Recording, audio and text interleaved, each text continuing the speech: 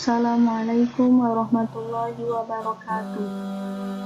Baik anak-anak, pada pertemuan kali ini di dalam mata pelajaran Ilmu Pengetahuan Sosial, kita akan membahas tentang kerjasama internasional di berbagai bidang. Di antara bidang-bidang yang akan kita bahas di dalam kerjasama internasional, di antaranya ada bidang ekonomi, bidang sosial budaya, bidang politik, dan bidang pendidikan.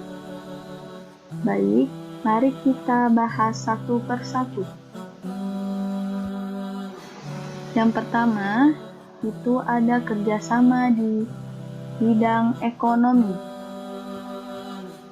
Fungsi atau tujuan kerjasama di dalam bidang ekonomi yaitu untuk meningkatkan kesejahteraan di negara-negara dengan meningkatkan perdagangan antara negara.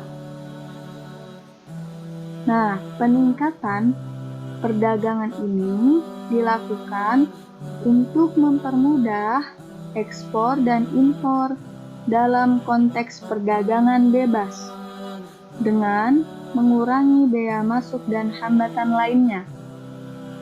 Nah, di dalam kerjasama di bidang ekonomi ini terdapat poin-poin berdasarkan letak geografis, berdasarkan jumlah negara, dan yang terakhir berdasarkan tujuan kerjasama ekonomi. Di dalam letak geografis, kerjasama ekonomi terbagi menjadi 3. Yang pertama, ada kerjasama ekonomi regional. Apa sih kerjasama ekonomi regional ini? Kerjasama ekonomi regional adalah kerjasama ekonomi antar negara dalam satu kawasan atau wilayah. Jadi, kerjasama ekonomi ini masih di dalam lingkupan yang sangat kecil. Paham? Ya, selanjutnya itu ada kerjasama ekonomi interregional. Apa sih kerjasama itu? Jadi, kerjasama interregional yaitu kerjasama ekonomi antara kawasan satu dengan kawasan lainnya. Antar kawasan. Berarti kerjasama ekonomi ini sudah mulai menyebar karena sudah ada lawan untuk kerjasama. Yang pertama tadi masih dalam lingkupan yang sangat kecil. Sedangkan kerjasama yang selanjutnya ini sudah mulai berkembang. Paham ya? Dan yang terakhir ada kerjasama ekonomi internasional, yaitu kerjasama ekonomi yang dilakukan mencangkup beberapa wilayah negara-negara di dunia. Nah, pada kerjasama ini, kerjasama yang paling luas. Karena apa? Kan sudah menyangkut beberapa wilayah atau beberapa negara. Seperti itu. Selanjutnya,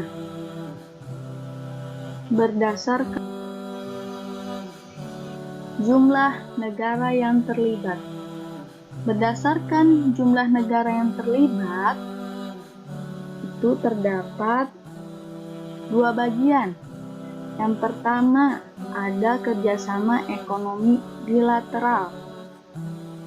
Nah, kerjasama ekonomi bilateral ini adalah kerjasama ekonomi antara 2 negara. Misalnya, antara negara Indonesia dengan Malaysia. Jadi, hanya antar 2 negara. Paham? Baik. Untuk poin kedua, itu ada kerjasama ekonomi multilateral, yaitu kerjasama ekonomi yang dilakukan oleh lebih dari dua negara. Sudah lebih dari dua atau lebih. Itu yang dimaksud dengan kerjasama ekonomi multilateral. Selanjutnya, berdasarkan tujuan kerjasama ekonomi. Yang pertama, itu untuk meningkatkan perekonomian antar negara. Dengan adanya kerjasama ekonomi yang dilakukan oleh negara-negara dunia, itu akan terjadinya aliran investasi usaha, sehingga perekonomian di dalamnya akan berkembang. Dan selanjutnya, meningkatkan taraf hidup. Meningkatkan taraf hidup di sini yaitu untuk menciptakan lapangan kerja dan mengurangi pengangguran, sehingga dapat memberikan pendapatan atau penghasilan. Itu dari meningkatkan taraf hidup. Selanjutnya, tujuan kerjasama ekonomi yang ketiga yaitu saling mengisi kekurangan dan kebutuhan di bidang ekonomi. Ini memudahkan masyarakat antar negara untuk memenuhi kebutuhannya masing-masing, karena fungsinya bisa saling mengisi kekurangan yang ada di dalam kerjasama ekonomi tersebut. Nah, selanjutnya, poin yang keempat yaitu mempererat persahabatan antar negara, yang mana dengan adanya persahabatan antar negara, itu dapat mengurangi terjadinya konflik antar negara. Selanjutnya, memperluas pasar hasil produksi, yang mana dengan memperluas pasar hasil produksi, itu perekonomian akan menjadi atau akan semakin berkembang. Karena apa? Produksi yang di dalam ekonomi tersebut tidak hanya di dalam negeri, akan tetapi sampai ke luar negeri atau ke negara-negara lainnya. Selanjutnya, meningkatkan devisa negara, yaitu sebagaimana untuk penyelenggara dan penerima jasa ekspor impor jasa, pinjam-meminjam modal, serta penerimaan dan pembayaran antar negara. Poin-poin 1-6 adalah tujuan kerjasama ekonomi. Baik, selanjutnya kita akan membahas tentang kerjasama di bidang sosial budaya. Kerjasama di bidang sosial budaya ini bertujuan untuk memberi layanan pendidikan, pembangunan sosial, kebudayaan, dan lain-lainnya. Agar apa? Agar saling dapat memenuhi kebutuhannya. Karena namanya bidang sosial itu hanya akan terpenuhi melalui interaksi sosial. Oleh karena itu, Kita sebagai makhluk sosial selalu membutuhkan manusia lain untuk dapat saling memenuhi kebutuhannya. Dengan itu, terjadilah kerjasama di bidang sosial dan budaya. Selanjutnya, ketiga, ada kerjasama di bidang politik. Kerjasama di bidang politik ini bertujuan untuk memelihara perdamaian dan keamanan dunia. Nah, kerjasama ini dilakukan dengan kerjasama antara pemerintah, misalnya berupa apa? Berupa perjanjian atau aliansi militer. Nah, misalkan atau contoh di dalam kerjasama di bidang politik itu seperti organisasi yang bergerak di bidang politik ASEAN dan PBB. PBB misalnya mengirimkan penjaga kedamaian ke wilayah konflik. Itu salah satu kerjasama di bidang politik. Selanjutnya, kerjasama di bidang pendidikan.